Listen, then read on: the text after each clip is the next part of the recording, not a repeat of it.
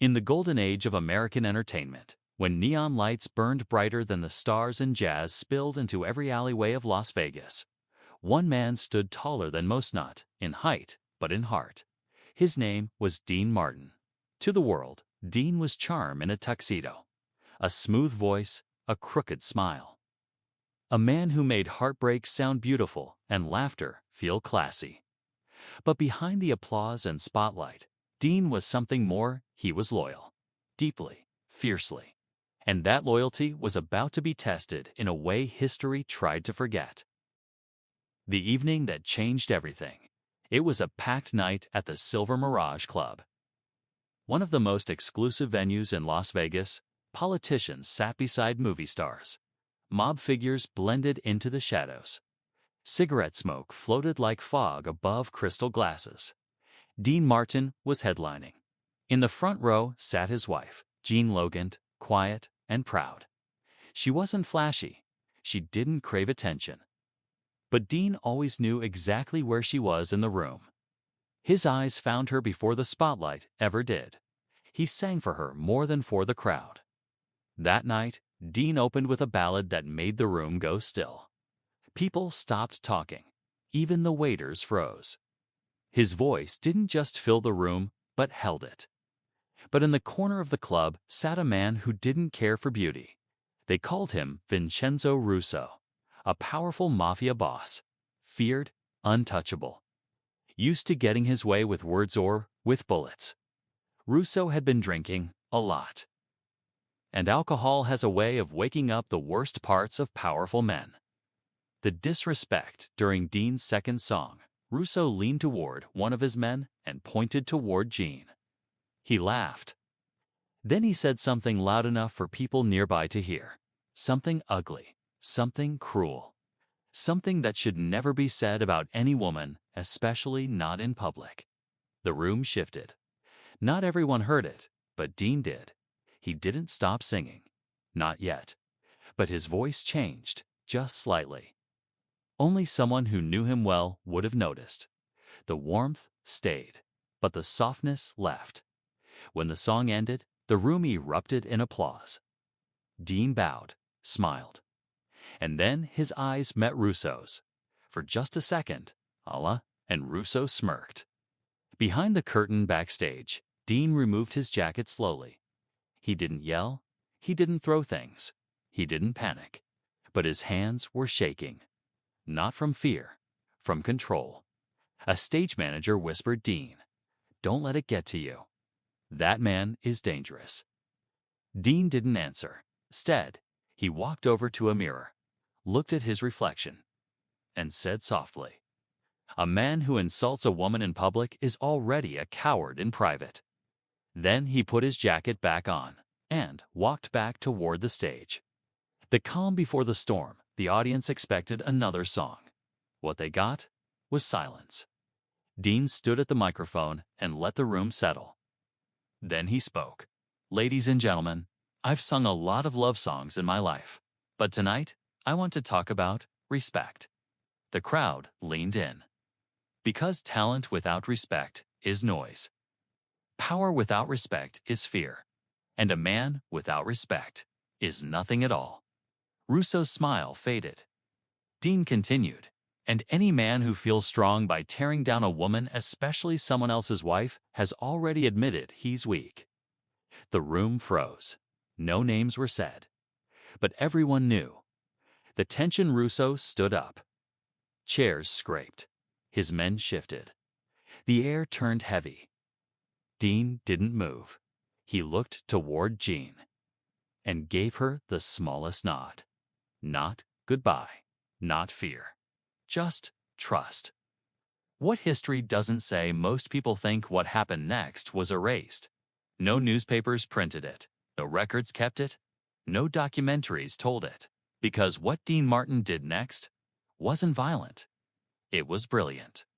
And it would quietly destroy a powerful man without throwing a single punch. Dean Martin did not confront the mafia boss that night, didn't raise his voice. He didn't threaten him. And he didn't create a scene. Instead, he finished his set with grace, smiled for the audience, and walked off the stage like nothing had happened. But inside, something had changed. Dean knew one thing very clearly. A man who humiliates a woman in public is not looking for conversation. He is looking for control. And control is something Dean Martin never gave to anyone. That night, after the show, Dean did not go to the after-party. He did not drink. He did not joke. He went straight to his dressing room and sat alone in silence, not to cool off, but to think. Because Dean had learned something important in his life. Anger wins fights, but intelligence wins wars. And this was going to be a quiet war. The phone calls that changed everything. The next morning, Dean made 3 phone calls. Not to the police, not to reporters, not to his friends in Hollywood. He called people who worked in the shadows, managers, club owners, booking agents, men who decided who performed where and who never worked again.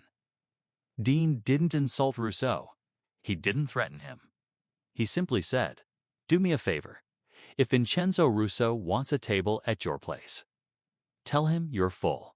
If he asks for a show, tell him the stage is booked. If he wants respect, let him feel what silence sounds like." And then Dean hung up. Power without applause. Russo was used to fear, used to doors opening, used to people smiling when they hated him. But within weeks, something strange started happening. A restaurant lost his reservation. A casino changed its guest list. A club suddenly had no room for him and his men. At first, Russo thought it was coincidence. Then it happened again, and again, and again. The man who once controlled rooms now couldn't get into them. The invisible hand. What Russo didn't realize was that Dean Martin had something more powerful than money. He had respect. Dean never asked people to punish Russo. He never told them what happened. He simply stopped protecting him. And when powerful men lose protection, the world becomes very cold. Gene's strength at home. Gene noticed the change in Dean. He was quieter, more focused, less interested in fame, and more interested in dignity.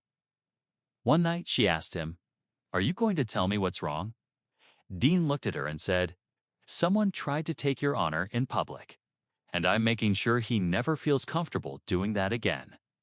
Gene didn't cry. She didn't panic. She simply said, "Just don't lose yourself doing it." Dean nodded. That was his promise. A reputation starts to crack. Rumors spread. Not about Dean, about Rousseau. People started saying, "He's losing influence. He's not welcome everywhere anymore. He's becoming bad for business," and in their world. That was the beginning of the end. The message without words. One night, Rousseau finally managed to get into a high-profile club. Dean wasn't performing there, but his music was playing. Rousseau sat down and heard Dean's voice filling the room. And for the first time, he felt something new. Not fear, not anger, but small, because every lyric sounded like a reminder. You can control people with threats, but you cannot control respect. By the time Vincenzo Russo understood what was happening, the damage had already been done. It wasn't sudden, it wasn't loud. It was slow and silent, and that made it worse. Powerful men are used to losing enemies. They are not used to losing relevance. Russo had built his life on presence. When he entered a room, people noticed. When he spoke, people listened. When he asked for favors, they were delivered. But now, rooms felt smaller. Voices went quiet, and requests were met with excuses. He was still feared, but no longer welcomed. And in his world, that was a dangerous place to be. The question, no one answered. One night, Rousseau slammed his glass on the table and asked his men, "Who is doing this?" No one answered, not because they didn't know, but because they did. And they were afraid to say his name, because the man behind it all wasn't violent, wasn't criminal, wasn't loud. He was Dean Martin, a man whose smile opened more doors than Rousseau's threats ever could. The truth reaches Rousseau. Finally, one of Russo's closest associates pulled him aside and said quietly, "It's Dean Martin." Russo laughed at first. Dean Martin, the singer. The man nodded. He didn't threaten you. He didn't report you. He just stopped protecting you. Russo's face changed. For the first time since that night in the club, he remembered Dean's eyes. Not angry, not scared, but certain. The cost of one sentence. Russo finally understood. One careless, cruel sentence had cost him something he could not buy back. Reputation, respect, access, and those were the real currencies of power. The invitation a week later, Russo sent word through intermediaries. He wanted to meet Dean, not in a club, not in public. Private, neutral ground. Dean received the message while sitting in his living room, listening to Jean hum while cooking dinner. He looked at the note, folded it, and said calmly, "He's ready to talk." The meeting, they met in a quiet hotel lounge. No music, no audience, no cameras. Just two men and the truth between them. Russo arrived first. Then Dean walked in. No bodyguards, no attitude. Just dignity. They sat across from each other. Russo spoke first. "You embarrassed me." Dean didn't react. He said, "No. You embarrassed yourself." Silence filled the room. The real power shift. Russo leaned forward. "You think you're stronger than me?" Dean smiled slightly. "No. I think I'm cleaner than you." That landed harder than any threat. Dean continued, "You used a woman to feel big. I used silence to remind the world who you really are." Russo had no answer. Because everything Dean said was true. The apology that wasn't public. After a long pause, Russo finally said, "What do you want?" Dean didn't raise his voice. He said, "Nothing from you, but I want you to understand something." He looked him straight in the eye. "You don't get to speak about my wife ever again. Or about any woman that way. Not in public, not in private." Russo nodded. Not because he was scared, but because he was beaten. Not physically, but morally. Dean Martin did not leave the hotel lounge feeling victorious. He left feeling calm. Not the kind of calm that comes from winning, but the kind that comes from doing what is right without needing applause. He didn't shake Russo's hand. He didn't threaten him. He didn't humiliate him back. He simply stood up, adjusted his jacket, and walked away. And in that quiet exit, he showed something far stronger than revenge. He showed control. The man who lost his shadow, Vincenzo Russo, never spoke about that meeting. But the people around him noticed the change. He stopped laughing the same way. Stopped demanding the same way. Stopped walking into rooms like he owned them. Not because he had lost power, but because he had lost certainty. When a man realizes his influence depends on other people's respect, and that respect is no longer guaranteed, he becomes careful. Very careful. "Dean's choice back home?" Jean asked. "Did you see him?" Dean nodded, and Dean paused. Then said, "He understands now." Jean looked at him and said, "That's enough." And she was right. Dean didn't need revenge. He needed peace. Why the story faded?